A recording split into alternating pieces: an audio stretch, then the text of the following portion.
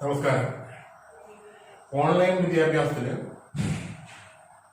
ഈ വിദ്യാലയത്തിൽ കൂടി നമ്മുടെ സബ്ജക്റ്റായ ഇൻഷുറൻസ് സർവീസിൽ കുറച്ചധികം കാര്യങ്ങൾ നമ്മൾ ഇതുവരെ പഠിച്ചിട്ടുണ്ട്. റിസ്ക് എന്താണെന്നും ഏതെല്ലാം തരത്തിലുള്ള റിസ്കുകൾ ഉണ്ടെന്നും ഏതെല്ലാം റിസ്ക് ഇൻഷുർ ചെയ്യണമെങ്കിൽ എന്തെല്ലാം പ്രത്യേകതകൾ അതിനുണ്ടായിരിക്കണമെന്നും റിസ്ക് മാനേജ് ചെയ്യുന്നത് എങ്ങനെയാണെന്നും ഇൻഷുറൻസിന്റെ മീനിങ് എന്താണ്, ഇൻഷുറൻസിന്റെ ഫങ്ഷൻസ് എന്തെല്ലാമാണ്, ഇൻഷുറൻസ് നമുക്ക് ചെയ്യുന്നത് തരുന്ന സേവനങ്ങൾ എന്തെല്ലാമാണ്, അതോടൊപ്പം ഏതെല്ലാം ടൈപ്പിലുള്ള അല്ലെങ്കിൽ ഇൻഷുറൻസിന്റെ ക്ലാസിഫിക്കേഷൻ എങ്ങനെയാണ് എന്നതിനെ കുറിച്ചാണ് ഇതുവരെ നമ്മൾ പറഞ്ഞത്. ഇനി നമുക്ക് നോക്കാനുള്ളത് ഇൻഷുറൻസിന്റെ പ്രിൻസിപ്പിൾസ് ഓഫ് ഇൻഷുറൻസ്. അപ്പൊ അതിനെക്കുറിച്ചാണ് നമുക്കൊന്ന് നോക്കാനുള്ളത്. അപ്പൊ ഇൻഷുറൻസിന്റെ മീനിങ് പറഞ്ഞപ്പോഴേ നമ്മൾ പറഞ്ഞു, ഇൻഷുറൻസ് എന്ന് പറയുന്ന ഒരു കോൺട്രാക്റ്റാണ്. രണ്ടു കൂട്ടർ തമ്മിലുള്ള ഒരു കരാറാണ് അല്ലെങ്കിൽ കോൺട്രാക്റ്റ് ആണ് ഇൻഷുറൻസ് എന്ന് പറയുന്നത്. പാരലാം എന്ന് പറഞ്ഞാൽ ഇൻഷുറൻസ് കമ്പനി അല്ലെങ്കിൽ ഇൻഷുററും ഇൻഷുർഡും തമ്മിലുള്ള കരാറാണ്. അതിന് ഇൻഷുറർ സമ്മതിക്കുന്നു, ഇൻഷുർഡിന് ഇൻഷുർ ചെയ്ത സബ്ജക്ട് മാറ്ററുമായി ബന്ധപ്പെട്ട് അപകടം അല്ലെങ്കിൽ നഷ്ടം ഉണ്ടായി കഴിഞ്ഞാൽ ആ നഷ്ടം ഇൻഷുറൻസ് കമ്പനി പരിഹരിച്ചു കൊടുക്കും. അതിന് പകരമായി ഒരു നിശ്ചിത തുക ഇൻഷുർഡ് ഇൻഷുറൻസ് കമ്പനിക്ക് നൽകുന്നു. അതിന്റെ പ്രീമിയം എന്ന് പറയുന്നു. അപ്പൊ അതുകൊണ്ട് തന്നെ നമുക്ക് പറയാൻ കഴിയും, ഇൻഷുറൻസ് എന്ന് പറയുന്ന ഇതൊരു കോൺട്രാക്റ്റ് ആണ് അല്ലെങ്കിൽ കരാറാണ്. അപ്പൊ കോൺട്രാക്റ്റുമായി ബന്ധപ്പെട്ടുള്ള ഒരു കോൺട്രാക്ട് വാലിഡ് ആകുവാൻ വേണ്ട എല്ലാ കാര്യങ്ങളും ഇൻഷുറൻസ് കരാറിനും അല്ലെങ്കിൽ ഇൻഷുറൻസ് കോൺട്രാക്റ്റിനും വേണം. ഇപ്പൊ ഇന്ത്യയില് കോൺട്രാക്റ്റിനെ സംബന്ധിച്ചുള്ള നിയമം ഇന്ത്യൻ കോൺട്രാക്ട് ആക്ടിലാണ് പ്രതിപാദിച്ചിരിക്കുന്നത്. ഇപ്പൊ ഇന്ത്യൻ കോൺട്രാക്ട് ആക്ട് പാസ്സായത് നമുക്ക് എല്ലാവർക്കും അറിയാം 1872. അപ്പൊ 1872 ഇന്ത്യൻ കോൺട്രാക്ട് ആക്ട് അനുസരിച്ച് കോൺട്രാക്ട് എന്താണെന്ന് പറഞ്ഞു കഴിഞ്ഞാൽ എഗ്രിമെന്റ് എൻഫോഴ്സിബിൾ ബൈ ലോ.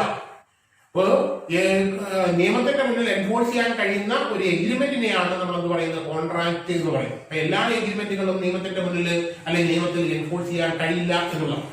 അപ്പൊ നിത്യ ജീവിതത്തിൽ നമ്മൾ കാണുന്ന എല്ലാ കോൺട്രാക്റ്റുകളും അല്ലെങ്കിൽ എല്ലാ കരാറുകളും എൻഫോഴ്സ് ചെയ്യാൻ കഴിയില്ല എന്നുള്ളത്. എൻഫോഴ്സ് ചെയ്യണമെങ്കിൽ ഏതാ നിയമം പറയുന്ന അല്ലെങ്കിൽ ഇന്ത്യൻ കോൺട്രാക്ട് ആക്ട് പറയുന്ന പ്രധാനപ്പെട്ട എലമെന്റുകൾ ആ കോൺട്രാക്റ്റിൽ ഉണ്ട് എങ്കിൽ മാത്രമേ നമുക്കത് എൻഫോഴ്സ് ചെയ്യാൻ കഴിയൂ.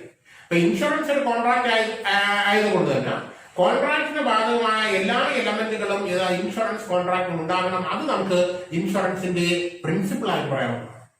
അപ്പൊ അതുകൊണ്ട് തന്നെ ഈ പറയുന്ന കോൺട്രാക്ടിന്റെ എലമെന്റുകളെ നമുക്ക് രണ്ടായി ഡിവൈഡ് ചെയ്യാം. ഒന്ന് ജനറൽ എലമെന്റുകളെന്നും അല്ലെങ്കിൽ ഫണ്ടമെന്റൽ പ്രിൻസിപ്പിൾ എന്നും, രണ്ടാമത്തതിനെ സ്പെഷ്യൽ എലമെന്റ് എന്നും അല്ലെങ്കിൽ സ്പെഷ്യൽ പ്രിൻസിപ്പിൾ എന്നും പറയും. അപ്പൊ ഒന്നുകൂടി ഞാൻ പറയുന്നു, ഇൻഷുറൻസിന്റെ പ്രിൻസിപ്പിളിനെ നമുക്ക് രണ്ടായി തിരിക്കാവുന്ന ജനറൽ എലമെന്റ്സ് ഓഫ് കോൺട്രാക്ട് എന്നും രണ്ടാമത്തെ സ്പെഷ്യൽ എലമെന്റ്സ് ഓഫ് കോൺട്രാക്ട് അല്ലെങ്കിൽ ഫണ്ടമെന്റൽ പ്രിൻസിപ്പിൾ എന്നും സ്പെഷ്യൽ പ്രിൻസിപ്പിൾ. അപ്പോൾ ഇൻഷുറൻസ് എന്ന് പറയുന്നത് ഒരു കോൺട്രാക്ട് ആണ്. ബേസിക് ആയിട്ട് കോൺട്രാക്ട് എന്ന് പറഞ്ഞു ഒരു കോൺട്രാക്ട് വാലിഡ് ആകണമെങ്കിൽ അല്ലെങ്കിൽ സാധുവാകണമെങ്കിൽ കോൺട്രാക്ട് ആക്ട് അനുസരിച്ച് പ്രധാനപ്പെട്ട ചില കാര്യങ്ങൾ, ചില എലമെന്റുകൾ, ചില ഫീച്ചേഴ്സ് ഉണ്ടാകും. അതെന്തെല്ലാമാണെന്ന് നമുക്ക് ആദ്യമായി നോക്കാം. അതിന് നമുക്ക് ഇൻഷുറൻസിന്റെ ജനറൽ പ്രിൻസിപ്പിൾ അല്ലെങ്കിൽ ജനറൽ എലമെന്റുകൾ എന്ന് പറയാം. അപ്പൊ പ്രധാനമായും 5 കാര്യങ്ങളാണ്. ഒന്ന്, എഗ്രിമെന്റ് ഉണ്ടാകണം. രണ്ടാമത്തെ, ഫ്രീ കൺസെന്റ് ഉണ്ടാകണം. മൂന്നാമത്തെ, കപ്പാസിറ്റി ഓഫ് പാർട്ടീസ് അല്ലെങ്കിൽ കോമ്പിറ്റൻസി ഓഫ് പാർട്ടീസ്. നാലാമത്തെ, ലാഫുൾ കൺസിഡറേഷൻ. അഞ്ചാമത്തെ, ലാഫുൾ ഓബ്ജക്ട്. ഒന്നുകൂടി ഞാൻ പറയുന്നു, ഒന്നാമത്തത് എഗ്രിമെന്റ്, രണ്ടാമത്തെ ഫ്രീ കൺസെന്റ്, മൂന്നാമതായി കപ്പാസിറ്റി ഓഫ് പാർട്ടീസ് അല്ലെങ്കിൽ കോമ്പിറ്റൻസി ഓഫ് പാർട്ടീസ്, നാലാമത് ലാഫുൾ കൺസിഡറേഷൻ, അഞ്ചാമത് ലാഫുൾ ഓബ്ജക്ട്. ഓരോന്നായി നമുക്ക് ഒന്നാമത് എഗ്രിമെന്റ്. അപ്പൊ എഗ്രിമെന്റ് എന്ന് പറഞ്ഞു കഴിഞ്ഞാൽ agreement is A promise. Agreement എന്ന് പറയുന്ന ഒരു പ്രോമിസ് ആണ് അല്ലെങ്കിൽ പ്രോമിസ് ഈസ് ആൻ എഗ്രിമെന്റ് എന്ന് പറയും. ഒരു വാഗ്ദാനമാണ് അല്ലെങ്കിൽ ഒരു ഉറപ്പാണ് എന്ന് പറയുന്നത് പ്രോമിസ് എന്ന് പറയുന്നത്. പ്രോമിസ് വെൻ ആൻ ഓഫർ അല്ലെങ്കിൽ ഓഫർ അക്സെപ്റ്റൻസ് കൂടെ ചേരുന്നതാണ് ഒരു പ്രോമിസ് എന്ന് പറയുന്നത്. അപ്പൊ ഓഫർ അക്സെപ്റ്റ് ചെയ്ത് കഴിഞ്ഞാൽ എന്തായി മാറുന്ന ഒരു പ്രോമിസ് ആയിരുന്നു. അല്ലെങ്കിൽ സിമ്പിൾ ആയിട്ട് പറഞ്ഞു കഴിഞ്ഞാൽ promise is sum total offer and acceptance. ഓഫറും അക്സെപ്റ്റൻസും കൂടെ ചേർന്ന് ആകെ തുകയാണ് പറയുന്നത് പ്രോമിസ് എന്ന് പറയുന്നത്. അപ്പൊ ആരാണോ ഈ ഓഫർ നടന്ന അയാൾ ഓഫർ എന്ന് പറയുന്നത്, ആരാണോ അക്സെപ്റ്റ് ചെയ്യുന്നത്, ആരിലേക്കാണോ ഈ ഓഫർ കൊടുക്കുന്നത് അയാൾ ഓഫറി എന്ന് പറയുന്നു. അതുകൊണ്ട് ഞാൻ പറയുന്നു, ആരാണോ ഓഫർ, ആരാണോ ഈ ഓഫർ നടത്തുന്ന അയാൾ ഓഫർ എന്ന് പറയുന്നു. അപ്പൊ ആരുടെ പേരിലാണോ അല്ലെങ്കിൽ ആർക്കാണോ ഈ ഓഫർ വെക്കുന്നത് അയാളെ ഓഫറി എന്ന് പറയും. ഉദാഹരണമായിട്ട് പറയുന്നത്, അയാളുടെ ബൈക്ക് 25,000 രൂപയ്ക്ക് ബിക്ക് വിൽക്കാം എന്ന് പറയുന്നു. അതൊരു ഓഫറാണ്. അപ്പൊ അവിടെ ബി അത് സമ്മതിക്കുകയാണെങ്കിൽ നമുക്ക് എന്ത് പറയാം, അത് ഒരു എഗ്രിമെന്റ് ആയെന്ന് പറയാം. അപ്പൊ എ ഇവിടെ ഓഫറും ബി എന്ന് പറയുന്ന ഓഫറിയുമാണ്. അപ്പൊ എ ഓഫർ കൊടുക്കുന്നു, ബി അത് അക്സെപ്റ്റ് ചെയ്യുകയാണ്, 25,000 രൂപയ്ക്ക് വാങ്ങിക്കൊള്ളാമെന്ന് പറയുകയാണെങ്കിൽ അത് എന്തായി മാറുന്നു, ഒരു എഗ്രിമെന്റ് ആയി മാറുന്നു. അപ്പൊ ബിക്ക് വേണമെങ്കിൽ അത് കൗണ്ടർ ഓഫർ കൊടുക്കാം, 25,000 രൂപയ്ക്ക് വേണ്ട ഞാൻ 24,000 രൂപയാണ് എടുക്കാം, അത് കൗണ്ടർ ഓഫർ ആയി മാറുന്നു. അത് എ അക്സെപ്റ്റ് ചെയ്യുകയാണെങ്കിൽ എന്തായി മാറുന്നു, അത് എഗ്രിമെന്റ് ആയി മാറുന്നു. ഇവിടെ ഇൻഷുറൻസ് കോൺട്രാക്ടും ഈ എഗ്രിമെന്റ് എന്ന് പറയുന്ന കാര്യം ഉണ്ടെന്നുള്ളതാണ്. എഗ്രിമെന്റ് അവിടെ ഒരു ഓഫർ ഉണ്ട്, അക്സെപ്റ്റൻസ് ഉണ്ട്. അപ്പൊ സാധാരണ ഇതിൽ ഓഫർ കൊടുക്കുന്ന പ്രപ്പോസറാണ്. ആർക്കാണോ ഇൻഷുറൻസ് വേണ്ടത്, അയാളുടെ ലൈഫിനോ അല്ലെങ്കിൽ അയാളുടെ വണ്ടിക്കോ അല്ലെങ്കിൽ അതുപോലുള്ള കാര്യങ്ങൾക്ക് ഇൻഷുറൻസ് വേണമെങ്കിൽ ആദ്യം ഒരു പ്രപ്പോസൽ ഫോം ഫില്ല് ചെയ്ത് ഇൻഷുറൻസ് കമ്പനി കൊടുക്കുന്നു, അതിന് ഓഫർ എന്ന് പറയും. അത് ഇൻഷുറൻസ് കമ്പനി വെരിഫൈ ചെയ്യുന്നു, ആ വെരിഫൈ ചെയ്തതിനു ശേഷം അത് അക്സെപ്റ്റ് ചെയ്യുന്നു. അങ്ങനെ അക്സെപ്റ്റ് ചെയ്യുമ്പോൾ അത് അക്സെപ്റ്റൻസ് ആകുന്നു. അപ്പൊ ഓഫറും അതുപോലെ അക്സെപ്റ്റൻസും എവിടെയുണ്ട്, ഇൻഷുറൻസിലുണ്ട്. അപ്പൊ ഇൻഷുറൻസ് കോൺട്രാക്ട് എഗ്രിമെന്റ് ഉണ്ട് എന്ന് പറയാൻ കഴിയും. എഗ്രിമെന്റ് എന്ന് പറയുന്നത് സിമ്പിൾ ആയിട്ട് പറഞ്ഞ ഒരു പ്രോമിസ് ആണ്. ഇവിടെ രണ്ട് കാര്യങ്ങളുണ്ട്, ഒരു ഓഫർ ഉണ്ട്, പിന്നെ അക്സെപ്റ്റൻസ് ഉണ്ട്. ഓഫർ അക്സെപ്റ്റ് ചെയ്ത് കഴിഞ്ഞാൽ എന്തായി മാറുന്നു, പ്രോമിസ് ആയി മാറുന്നു. ഇത്രയാണല്ലോ എഗ്രിമെന്റ് എന്ന് പറയുന്നത്. അപ്പൊ രണ്ടാമത്തെ ആസ്പെക്ട് അല്ലെങ്കിൽ രണ്ടാമത്തെ എലമെന്റ് എന്ന് പറയുന്നത് ഫ്രീ കൺസിഡറേഷൻ, ഫ്രീ കൺസെന്റ്. അപ്പൊ കൺസെന്റ് എന്ന് പറഞ്ഞാൽ സിമ്പിൾ ആയിട്ട് പറഞ്ഞാൽ സമ്മതമാണ്. ഒരു കോൺട്രാക്ട് വാലിഡ് ആകണമെങ്കിൽ ഫ്രീ കൺസെന്റ് നിർബന്ധമാണ്. Both the parties, that means the parties to the agreement must agree on the same things on the same sense. അപ്പോൾ കോൺട്രാക്റ്റില് അല്ലെങ്കിൽ എഗ്രിമെന്റുമായി ബന്ധപ്പെട്ട പാർട്ടികൾ അവര് ഇതുമായി ബന്ധപ്പെട്ട ഏത് കാര്യത്തിലാണോ നമ്മൾ എഗ്രിമെന്റ് വെക്കുന്നത് അതിന് ഒരേ സെൻസിൽ ഒരേ കാര്യം ഒരേ സെൻസിൽ സമ്മതിക്കുന്നതിനെയാണെന്ന് പറയുന്നത് free consent. Both parties must agree the same things on the same sense. അപ്പൊ ഈ പ്രിൻസിപ്പിളിനെ നമ്മൾ എന്ന് പറയുന്നു കൺസെൻസസ് അഡൈഡ് എന്ന് പറയുന്നു. Consensus ad idem means identity of mind. രണ്ടു കൂട്ടരും ഒരേ മനസ്സോടുകൂടി ഒരേ വേവ്ലെങ്തോടുകൂടി ഒരു കാര്യം സമ്മതിക്കുമ്പോഴാണ് അവിടെ എന്തുണ്ടാകുന്നത്, ഫ്രീ കൺസെന്റ് ഉണ്ടാകുന്നത്.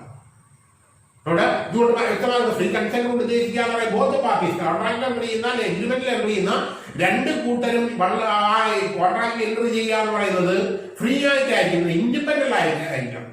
That means without any fear or without any force or undue influence or fraud or misrepresentation. അപ്പോൾ ബലപ്രയോഗത്തോടു കൂടിയോ അല്ലെങ്കിൽ ആരെങ്കിലും ചതിച്ചോ അല്ലെങ്കിൽ തെറ്റായ വിവരങ്ങൾ കൊടുത്തുകൊണ്ടോ അല്ലെങ്കിൽ ആരുടെയെങ്കിലും സ്വാധീന പ്രകാരമാണ് ഒരു കോൺട്രാക്ടില് അല്ലെങ്കിൽ ഒരു എഗ്രിമെന്റിൽ രണ്ട് പാർട്ടിയും അല്ലെങ്കിൽ ഏതെങ്കിലും ഒരു പാർട്ടി സമ്മതിക്കുകയാണെങ്കിൽ ആ കോൺട്രാക്ട് ഇൻവാലിഡ് ആയി പോകുന്നു അല്ലെങ്കിൽ അസാധുവായി പോകുന്നു.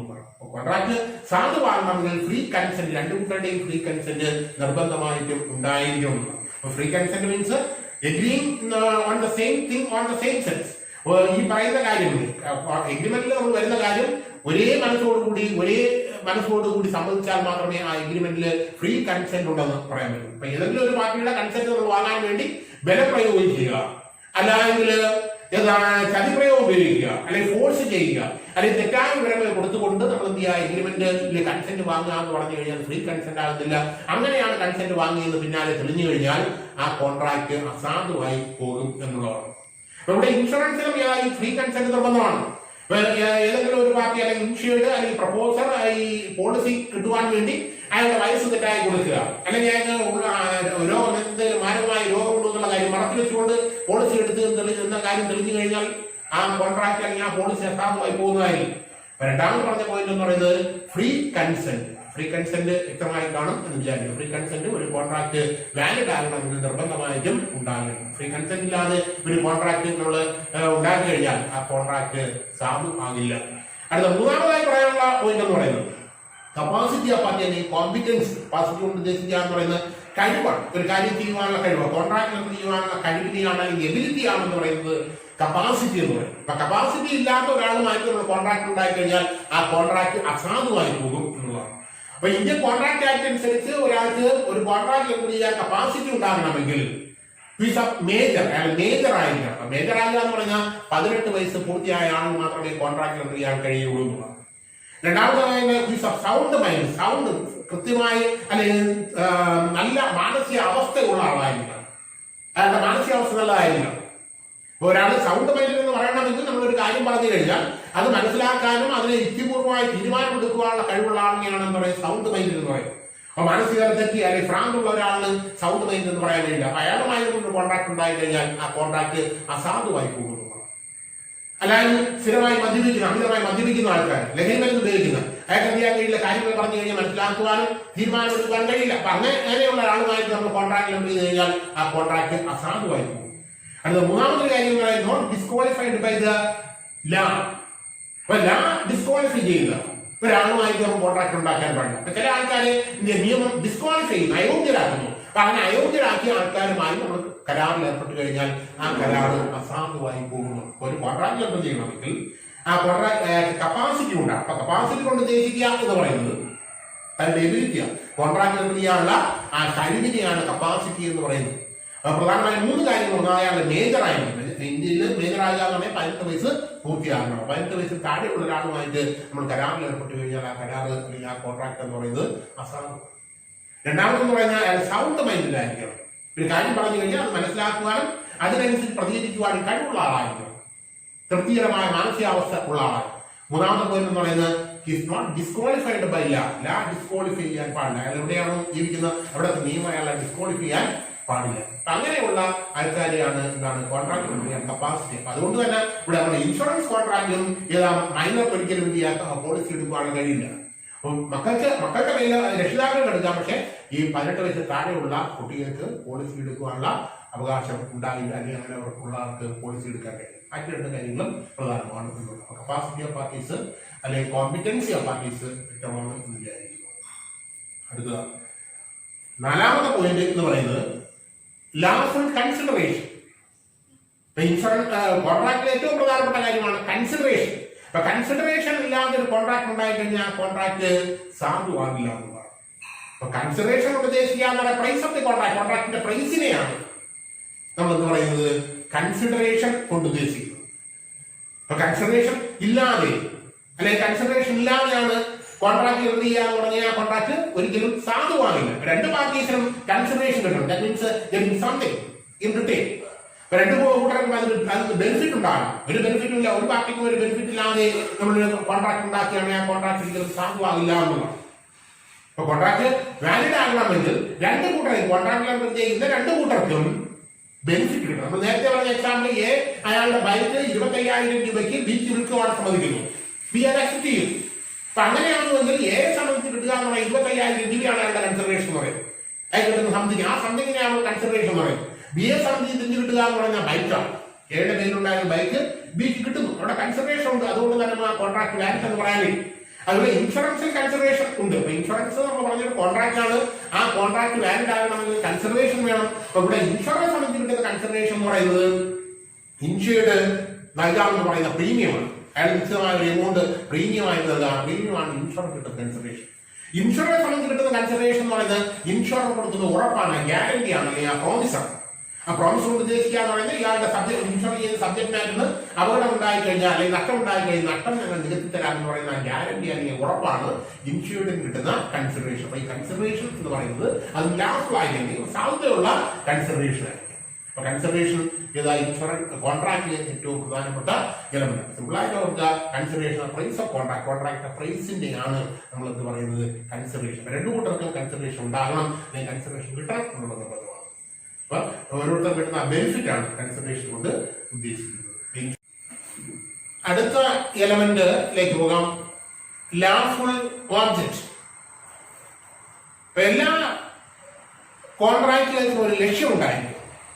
ആ ലക്ഷ്യം അല്ലെങ്കിൽ ഓബ്ജക്റ്റ് എന്ന് പറയുന്നത് ലാഫുൾ ആയിരിക്കും, നിയമസാധുതയുള്ളതായിരിക്കും. നിയമസാധുത ഇല്ലാത്ത ഒരു കോൺട്രാക്ട് അല്ലെങ്കിൽ എഗ്രിമെന്റ് നമ്മൾ ഉണ്ടായി കഴിഞ്ഞാൽ അത് അസാധുവായി പോകും, അല്ലെങ്കിൽ ഇൻവാലിഡ് ആയി പോകുന്നുണ്ട്. അപ്പോൾ അതിന്റെ നിയമത്തിനെതിരായിട്ട് അല്ലെങ്കിൽ പബ്ലിക് ഇൻട്രസ്റ്റ് എതിരായിട്ട് ഉള്ള ഒരു കാര്യത്തിന് വേണ്ടിയാണ് കോൺട്രാക്ട് ഉണ്ടാക്കുന്നത്, ആ കോൺട്രാക്ട് അസാധുവായി പോകുന്നത്. അപ്പൊ എല്ലായ്പ്പോഴും ലാഫുൾ ആയിട്ടുള്ള നിയമസാധ്യതയുള്ള കാര്യങ്ങൾക്ക് മാത്രമേ കോൺട്രാക്ട് ഉണ്ടാക്കുവാൻ പാടുള്ളൂ. ഇമ്മോറൽ ആയിട്ടുള്ള അല്ലെങ്കിൽ ഇല്ലീഗൽ ആയിട്ടുള്ള അല്ലെങ്കിൽ പബ്ലിക് ഇൻട്രസ്റ്റ് എതിരായിട്ടുള്ള കാര്യങ്ങൾക്ക് വേണ്ടി കോൺട്രാക്ട് അല്ലെങ്കിൽ എഗ്രിമെന്റ് ഉണ്ടായി കഴിഞ്ഞാൽ ആ കോൺട്രാക്ട് ഒരിക്കലും സാധുതയാകില്ല. അപ്പൊ അങ്ങനെയാണെന്നുണ്ടെങ്കിൽ അത് ഇൻവാലിഡ് ആകുന്നു, അല്ലെങ്കിൽ അസാധുവായി പോകും. അപ്പൊ അതുകൊണ്ടാണ് നമ്മൾ പറയുന്നത് എന്താണ്, മോഷ്ടിച്ച അല്ലെങ്കിൽ സ്മഗിൾഡ് ആയ ഗുഡ്സിന് ഒരിക്കലും ഇൻഷുറൻസ് എടുക്കുവാൻ കഴിയില്ല. അപ്പൊ സാധാരണ ആ കൃഷിക്ക് വാഴ കൃഷി അല്ലെങ്കിൽ അതുപോലുള്ള കൃഷിക്ക് നമുക്ക് എന്ത് ചെയ്യാം, അതിന്റെ നഷ്ടത്തിനെതിരായിട്ട് ഇൻഷുറൻസ് എടുക്കാൻ കഴിയും. പക്ഷെ കഞ്ചാവ് കൃഷി നടത്തുമ്പോൾ അതിന്റെ നഷ്ടം നികത്തണമെന്ന് പറഞ്ഞ് ഒരിക്കലും എന്ത് ചെയ്യാൻ കഴിയില്ല, ഇൻഷുറൻസ്. കഞ്ചാവ് എന്ന് പറയുന്നത് പബ്ലിക് ഇൻട്രസ്റ്റ് അല്ലെങ്കിൽ ഇല്ലീഗൽ ആക്ടിവിറ്റിയാണ്. സാധാരണ ജോലിയുമായി ബന്ധപ്പെട്ടുണ്ടാകുന്ന അപകടങ്ങൾക്ക് നമുക്ക് എന്ത് ചെയ്യാം, പേഴ്സണൽ ആക്സിഡന്റ് ഇൻഷുറൻസ് എടുക്കാൻ കഴിയും. പക്ഷെ ഒരു കള്ളൻ അയാളുടെ പ്രൊഫഷനുമായി ബന്ധപ്പെട്ട് അയാളുടെ മോഷണ തൊഴിലുമായി ബന്ധപ്പെട്ട് അപകടം ഉണ്ടാകുകയാണെങ്കിൽ അതിന് ഇൻഷുറൻസ് എടുക്കണമെന്ന് പറഞ്ഞ് ഒരിക്കലും എന്ത് ചെയ്യാൻ കഴിയില്ല, ഇൻഷുറൻസ് പോളിസി എടുക്കാൻ. ഇല്ലീഗലായിട്ടുള്ള അല്ലെങ്കിൽ പബ്ലിക് ഇൻട്രസ്റ്റ് എതിരായിട്ടുള്ള ആക്ടിവിറ്റിയാണ്. അത് ആ ഓർബിറ്റ് വെച്ചുകൊണ്ട് ഒരു പോളിസി എടുത്തു കഴിഞ്ഞാൽ, കോൺട്രാക്ട് വെച്ച് കഴിഞ്ഞാൽ കോൺട്രാക്ട് അസാധുവായി പോകും. ഇപ്പൊ ഞാൻ നമ്മൾ പറഞ്ഞത് ഒരു കോൺട്രാക്ട് വാലിഡ് ആകണമെങ്കിൽ പ്രധാനമായും 4 എലമെന്റുകൾ ഉണ്ടാകണം. ആ 5 എലമെന്റുകൾ ഉണ്ടാകണം. ഇതുകൂടി ഞാൻ പറയുന്നു. ഒന്ന് എഗ്രിമെന്റ് ഉണ്ടാകണം. ഒരു എഗ്രിമെന്റ് എന്ന് പറഞ്ഞാൽ ഓഫറും അക്സെപ്റ്റൻസും ഉണ്ടാകണം. രണ്ടാമതെന്ന് പറഞ്ഞു കഴിഞ്ഞാൽ ഫ്രീ കൺസെന്റ് ഉണ്ടാകണം, അത് നമ്മൾ പറഞ്ഞു. മൂന്നാമത്തെ capacity of parties, contract enter ചെയ്യുന്ന പാർട്ടിക്ക് കഴിവുണ്ടാകണം, അതിന്റെ എബിലിറ്റി ഉണ്ടാകണം, ആർക്കൊക്കെ കോൺട്രാക്ട് എൻ്റർ ചെയ്യാമെന്നുള്ള കാര്യം പറഞ്ഞു. നാലാമത്തെ ലാഫുൾ കൺസിഡറേഷൻ ഉണ്ടാകണം. അഞ്ചാമത്തെ ലാഫുൾ ഓബ്ജക്ട്. ഈ 5 കാര്യങ്ങൾ സാറ്റിസ്ഫൈ ചെയ്യാമെങ്കിൽ ഒരു കോൺട്രാക്ട് നമുക്ക് വാലിഡ് കോൺട്രാക്ട് എന്ന് പറയുവാനായി. അപ്പൊ ഇൻഷുറൻസ് കോൺട്രാക്ട് വാലിഡ് ആകണമെങ്കിൽ 5 കാര്യങ്ങൾ നിർബന്ധം. ശരിക്കും പറഞ്ഞു കഴിഞ്ഞാൽ എല്ലാ എഗ്രിമെന്റുകളും കോൺട്രാക്ട്, പക്ഷേ എല്ലാ കോൺട്രാക്റ്റുകളും എഗ്രിമെന്റാണ്. എല്ലാ എഗ്രിമെന്റുകളും എന്താകുന്നില്ല, കോൺട്രാക്ട് ആകുന്നില്ല. അപ്പൊ ദൈനംദിന ജീവിതത്തിൽ പല പല എഗ്രിമെന്റുകൾ നമുക്ക് കാണും, പല പല കരാറുകൾ കാണുന്നു. ആ കരാറുകളെല്ലാം നമ്മൾ കോൺട്രാക്ട് എന്ന് വിളിക്കുവാൻ കഴിയില്ല. പക്ഷെ എല്ലാ കോൺട്രാക്റ്റുകളും എഗ്രിമെന്റാണ്. എല്ലാ കോൺട്രാക്റ്റുകളും എഗ്രിമെന്റ്. അപ്പൊ നമ്മൾ ദൈനംദിന ജീവിതത്തിൽ പല പല കോൺട്രാക്റ്റുകൾ കാണുന്നു. അപ്പൊ ഏതെല്ലാം പല പല കരാറുകൾ കാണുന്നു. ആ കരാറുകൾ ഏതെല്ലാമാണ് വാലിഡ് കോൺട്രാക്ട് അല്ലെ കോൺട്രാക്ട് എന്ന് വിളിക്കാവുന്നത്. ഈ പറഞ്ഞ 5 കാര്യങ്ങളുള്ള കോൺട്രാക്റ്റിനാണ് വാലിഡ് കോൺട്രാക്ട് എന്ന് പറയുന്നത്. ഇപ്പൊ എല്ലാ കരാറുകളും എന്താകുന്നില്ല, അല്ലെങ്കിൽ എല്ലാ എഗ്രിമെന്റുകളും കോൺട്രാക്ട് ആകുന്നില്ല. പക്ഷേ എല്ലാ കോൺട്രാക്റ്റുകളും എഗ്രിമെന്റാണ്. നിങ്ങൾ ചെയ്യേണ്ടതെന്ന് പറഞ്ഞാൽ നിങ്ങളുടെ ജീവിതത്തിൽ നിങ്ങൾ കാണുന്ന കരാറുകൾ നോക്കുക. അതിൽ ഏതെല്ലാമാണ് കോൺട്രാക്ട്, അല്ലെങ്കിൽ ഏതെല്ലാമാണ് വാലിഡ് ആയിട്ടുള്ള കോൺട്രാക്ട്, ഏതെല്ലാമാണ് വാലിഡ് അല്ലാത്ത കോൺട്രാക്ട് എന്നതൊരു ലിസ്റ്റ് തയ്യാറാണ്. പല പല കരാറുകൾ നമ്മൾ കാണുന്നുണ്ട്. ഞാൻ നേരത്തെ പറഞ്ഞ എ ബിക്ക് എന്ത് ചെയ്യാൻ അയാളുടെ ബൈക്ക് 25,000 രൂപ സമ്മതിച്ചുകൊണ്ട് കൊടുക്കാൻ സമ്മതിക്കും. അയാൾ സമ്മതിച്ചു കഴിഞ്ഞാൽ എന്തായി മാറുന്നത്, എഗ്രിമെന്റായി മാറുന്നത് വേണമെങ്കിൽ കോൺട്രാക്ട് എന്ന് പറയാം. ഈ പറഞ്ഞ മറ്റ് 4 കാര്യങ്ങൾ ഉണ്ടായി. പക്ഷെ നമ്മൾ പറയുന്നു, അച്ഛൻ രാവിലെ പോകുമ്പോൾ എന്ത് ചെയ്യുക, ഒരു ഓഫർ വെക്കുകയാണ്, ഇന്ന് വൈകുന്നേരം നമ്മൾ പുറത്ത് പോയി ആഹാരം കഴിക്കാം. പക്ഷെ അദ്ദേഹത്തിന് എന്താ വൈകുന്നേരം സമയത്ത് വരാനും കഴിയില്ല, പുറത്ത് കൊണ്ടുപോയി ആഹാരം കൊടുക്കാനും കഴിയില്ല. അങ്ങനെയാണെങ്കിൽ എന്ത് ചെയ്യാം, അയാൾ ഈ പറയുന്ന ഓഫർ സാറ്റിസ്ഫൈ ചെയ്തില്ല എന്ന് പറഞ്ഞു എന്ത് ചെയ്യാം, കോടതിയിൽ പോകാൻ കഴിയും. അപ്പൊ അത് വെച്ചുകൊണ്ട്, അപ്പൊ ഇതുപോലുള്ള കാര്യങ്ങൾ വെച്ചുകൊണ്ട് ഏതായി പറയുന്ന എഗ്രിമെന്റ് ഏതെല്ലാമാണ് കോൺട്രാക്ട് ആയി മാറുന്നത്, ഏതെല്ലാം വാലിഡായി കോൺട്രാക്ട് ആയി മാറുന്നത്, ഏതെല്ലാമാണ് വാലിഡ് അല്ലാത്ത കോൺട്രാക്ട്.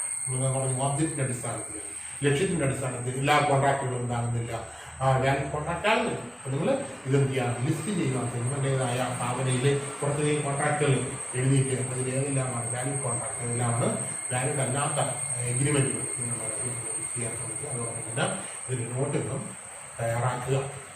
ഓക്കെ.